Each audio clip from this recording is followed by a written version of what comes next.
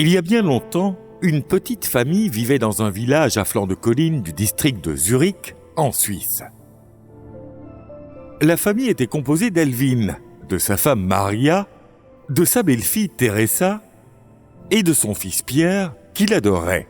Teresa, la fille d'Elvin, et son fils Pierre étaient très beaux.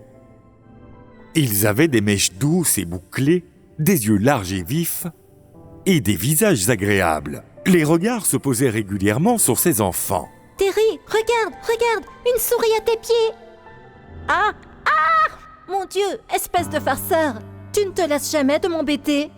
Ma chère sœur, je ne faisais que m'amuser. Tu m'as vraiment fait peur. Tu sais que je suis pétrifiée par les souris, n'est-ce pas? Allez, Terry, ces petites souris blanches sont si mignonnes. Comment peux-tu avoir peur d'elles? Écoute, je vais cueillir des fraises. Tu veux bien venir avec moi? Non, pas du tout. Tu vas continuer à m'embêter tout au long du chemin. Je vais aller avec papa. Pierre s'éloigna et sa sœur le suivit. Ma chère sœur, pourquoi me suis-tu? Teresa prit les devants. Idiot, je ne te suis pas, c'est moi qui mène.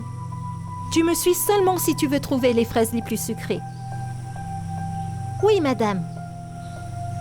Les deux frères et sœurs avancent et se dirigent vers la forêt. Hé, Terry, où m'emmènes-tu? Quel clown, c'est toi qui marches devant. Oh là là, où nous as-tu emmenés? Tous les arbres sont stériles ici. Regarde le sol, il est sec et craquelé.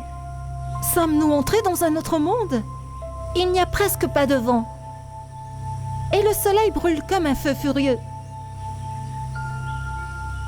Les chauves-souris rampent sur le sol et les grenouilles sautent tout autour. Nous nous sommes égarés, c'est certain. Coincés au mauvais endroit. Qui sait? J'ai très soif. Regarde là-bas. Je vois une maison devant moi. La porte semble s'ouvrir davantage. Bonjour, nous nous sommes égarés. Nous avons aussi très soif. Pouvons-nous avoir de l'eau, s'il vous plaît? Puis, quelqu'un referma la porte. Terry, je n'en peux plus. J'ai vraiment besoin d'eau. S'il te plaît, j'ai besoin d'eau. Teresa frappe 3 fois à la porte. Personne ne répondit. Les deux enfants perdent tout espoir. Pierre s'assit par terre. Pour l'amour de Dieu, ouvrez la porte. Je ne supporte pas de voir mon petit frère souffrir comme ça. La porte s'ouvre et une femme d'âge moyen est sortie. Qui êtes-vous tous les deux? Comment êtes-vous arrivés ici? C'est un endroit isolé, s'il vous plaît, partez d'ici. Madame, nous sommes frères et sœurs, et nous nous sommes égarés. Mon frère Pierre a très soif. Auriez-vous l'amabilité de lui offrir un peu d'eau? La dame alla chercher de l'eau et l'offrit à Pierre. Pierre avait très soif et finit toute l'eau d'une traite. Terry, je suis vraiment désolée. Je suis tellement égoïste. J'ai fini toute l'eau. Avec cette chaleur horrible, tu dois avoir soif toi aussi. La voix d'un homme vient de l'intérieur de la maison. « Suzy, laisse entrer les enfants. Offre aussi de l'eau à la fille. » Jean, il nous reste très peu d'eau. Nous devons leur offrir de l'eau. Les enfants, venez vous asseoir. Je vais vous donner de la nourriture et de l'eau. Pierre, reprends de l'eau. Non, Terry, tu en as besoin. S'il te plaît, étanche ta soif. Tu me fais toujours passer en premier. De temps en temps, pense aussi à toi. Madame, voilà. Prenez aussi de l'eau. Les deux enfants mangèrent la nourriture et burent l'eau. Ils voulaient maintenant en savoir plus sur le couple qui vivait dans cette maison. Avancez, s'il vous plaît. Posez le verre sur ma paume. Désolés les enfants, mais mon mari et moi, nous sommes aveugles. Voici Jean, et je suis Suzy. Mais vos yeux semblent normaux. En vous regardant, on ne devinerait jamais que vous êtes... Oui, nos yeux semblent normaux, mais ils ne voient rien. Nous ne sommes pas nés aveugles. Que s'est-il passé pour que vous perdiez la vue? Si vous voulez vraiment savoir ce qui s'est passé, écoutez. Il y a quelques années, nous étions tous les deux sans enfants. Nous étions tous les deux très découragés par cette situation. Un jour, alors que nous étions dans la forêt, nous avons rencontré une biche blessée. Elle nous appelait en souffrant. Mais nous n'avons eu aucune pitié pour elle. Je lui ai dit, nous ne pouvons pas t'aider. Nous sommes pressés de faire un travail important. Ne nous appelle plus. Nous avons continué à marcher. La biche nous a rappelés.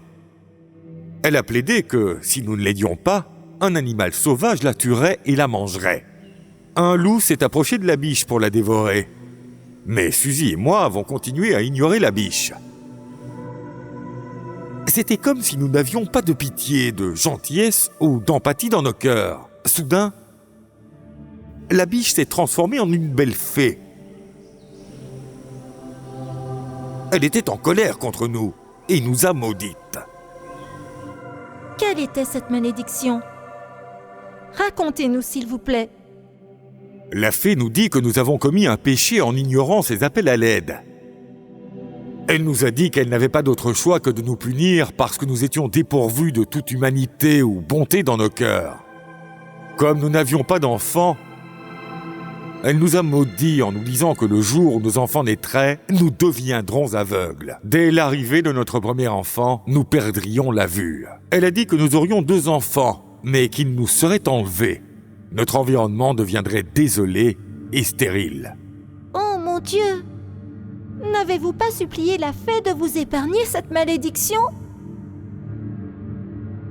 Je l'ai fait, petit garçon, je l'ai fait. Je l'ai supplié et je l'ai imploré. J'ai accepté l'erreur que j'avais commise sans le savoir. Je lui ai demandé de nous montrer un moyen d'échapper à cette malédiction. Sinon, il était inutile de continuer à vivre. La fée a finalement radouci son cœur. Qu'a-t-elle dit?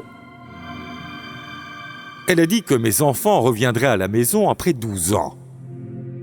Si d'ici là, nous avons rempli nos cœurs de bonté, d'empathie et d'amour, notre vue sera rétablie. Notre environnement redeviendra fertile. Elle a dit que ce n'est qu'à ce moment-là que nous pourrons enfin voir et reconnaître nos enfants. Dès que Jean eut terminé son histoire, il retrouva la vue. Suzy, elle aussi, a pu tout voir clairement. « Merci au Tout-Puissant, je peux à nouveau tout voir. J'ai retrouvé la vue. Dieu est grand !» Moi aussi, je vois clair. Mes enfants, venez à moi. Venez, laissez-moi vous serrer contre moi. Les 2 enfants coururent et embrassèrent leur père et leur mère. Les environs fleurissaient à nouveau comme au printemps. Les arbres verts se balançaient sous la douce brise fraîche.